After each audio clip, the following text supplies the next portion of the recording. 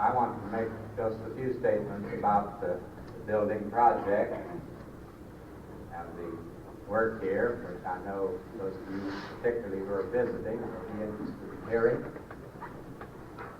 This project was begun on August the 10th of the year 1953 when we broke ground for the parsonage.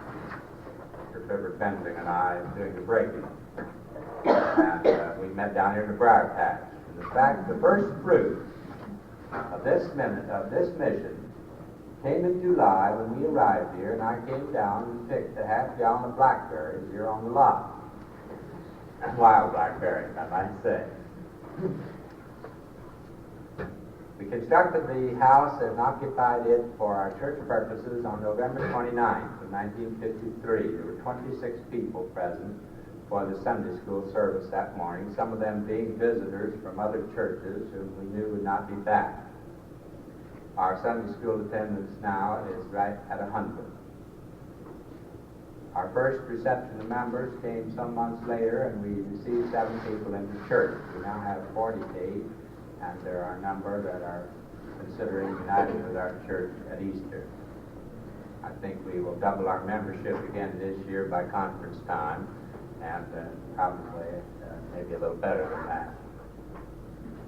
We, at that time, owned about 1 acre and 3/4 of land on the corner. Immediately to the rear of this building, there are 2 1-acre lots with a residence on them, and that became available September a year ago, and our conference mission board purchased it. And then that meant changing our plans because we now have a different site, really. And we finally evolved this plan, building this chapel with some Sunday school rooms, enough to take care of our immediate needs at this end of the lot.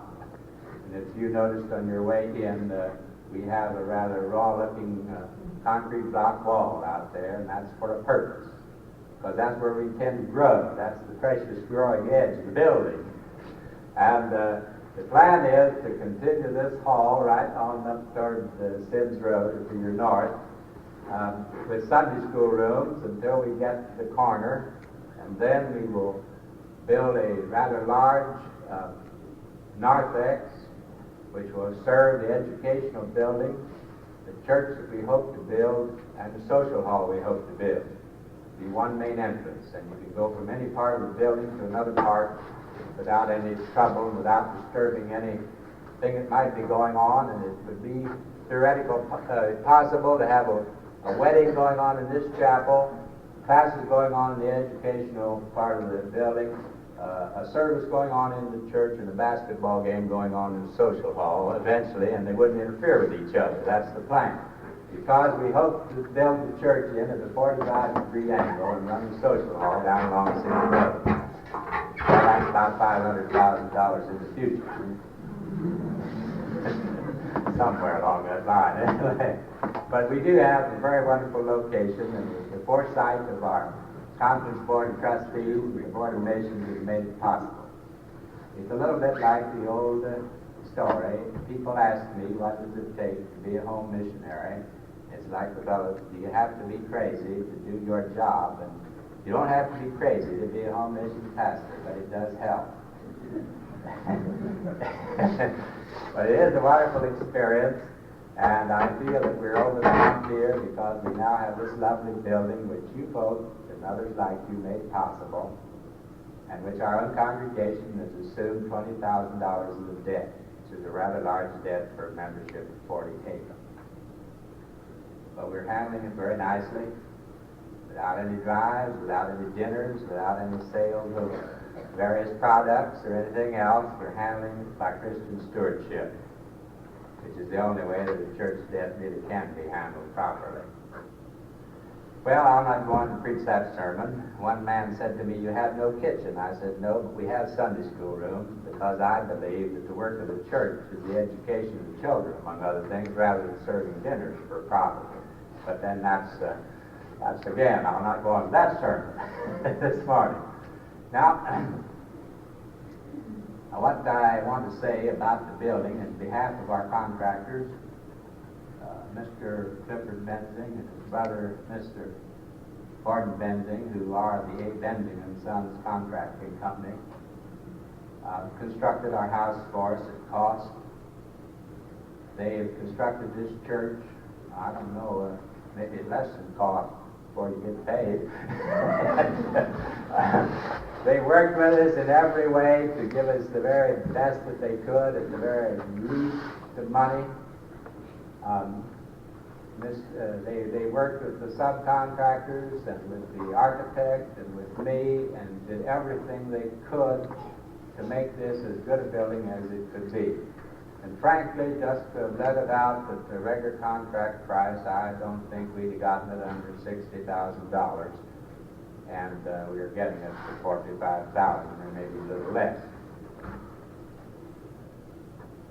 Now, we did some of the work ourselves. We were doing the exterior painting. That's why it isn't complete. We were doing the grading. As soon as the weather gets a little better, we'll take care of that. We've done the interior decorating, and it isn't quite all done yet. That's not the contractor's fault. We're a small group. It takes us time to do things. We are doing some other things and making some of our equipment, and we're acquiring it as we can. We have followed this policy. Where something needed to be good, like the windowsills, we put them in, regardless of the cost. But whether it was something that we could cut the cost a little and save some money, and we did it. But we never tried to cut the quality in any way. And I believe this building will be here 100 years from now and be usable. Now, this is the reason why I changed the position of this brief statement. When Mr. Clifford Benzing came in today, remember they're building this building at approximately cost. He handed me an envelope just to cheer me up for the next few days, and it's a check for $500 to our church from A. Benzing and Sons Contracting Company. They also gave us a beautiful basket of flowers. Don't run into contractors like that very often. Don't run into anybody like that very often. But we appreciate all they've done and their prayers and their interest in this mission.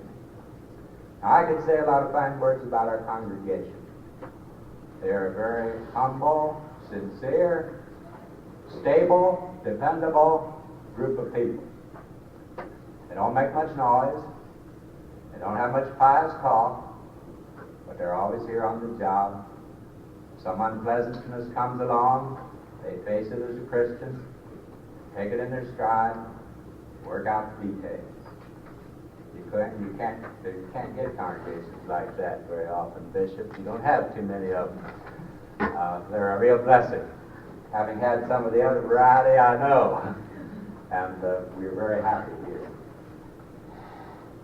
Now, the conference superintendent said it would be perfectly all right for me to indicate that when we took the offering, if anybody wanted to make a contribution to the building fund, that they would be allowed to do so. But we're not asking for any special contribution today. But we wanted you to know that you would be orthodox if you did make a contribution. And this offering, I think I ought to say this. As you know, the Episcopal Fund is supposed to be reimbursed for the services of the bishop. He came this morning and preached a very fine sermon for us. He's here this afternoon to preach and dedicate our building. And he said, just forget the Episcopal Fund, just give enough to cover my very expenses. So when I turn them in to the Episcopal Fund, that will be necessary. We appreciate that. I appreciate these visiting men that have come. Dr. Carl Eschball, who is the secretary of the Conference Board of Missions. Dr. Messner, our conference superintendent, whom you know.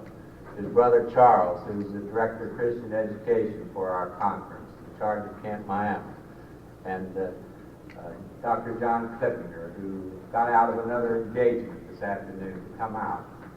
I don't think there are 5 men in our conference that carry any heavier load than these 5 men, and yet they're here because we asked them to come. We appreciate that. Well, I didn't get to preach this morning. I'm about to do it here. So I think we'll move on to the next very necessary part of the program, the offering. The ushers will come forward when we receive it this time.